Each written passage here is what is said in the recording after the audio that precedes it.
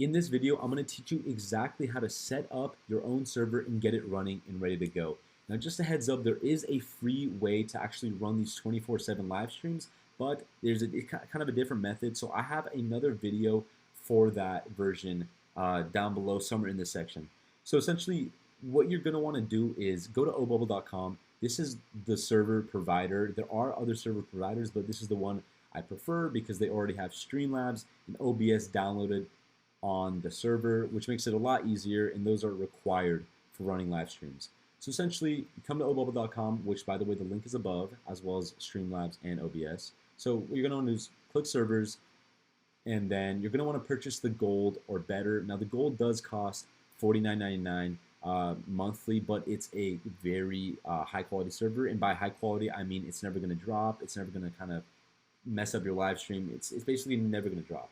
Um, so, and once again, OBS and Streamlabs is already installed on that. So what you're going to want to do is you're going to want to purchase that, and then in about 1 to 2 weeks, so you're going to get a confirmation email, and there's great communication with this website.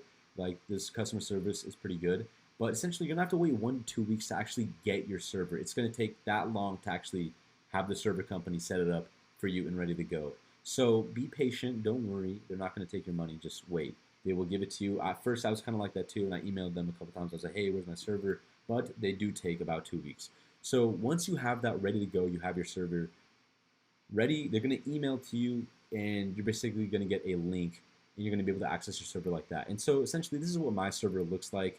Let's see, let's come out of here. It's right here. So this is, when you get into the server, you're going to see something that says files and folders, and there's going to be screen.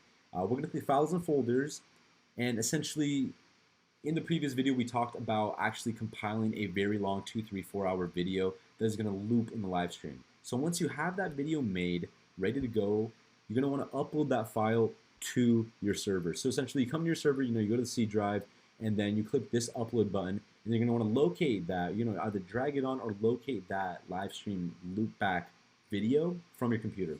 And then you're going to upload it. And just a heads up, the upload process for this website takes so long. So just wait, be patient, leave your laptop on overnight, make sure it doesn't go to sleep or anything, because if it does, then it's going to actually cancel the live stream. And it does cancel the upload, and sometimes it does take hours on hours. One of my uploads took like 9 hours, and I was just, I messed up a couple times too, because my computer went to sleep. But anyways, so once you do that, you upload it, then you're going to want to come back to these dots right here, click that, and go back and click screen right here. So essentially what screen is this is the server. This is access to the server, where you'll be able to see essentially the computer that's on the other side of the world, or wherever it is.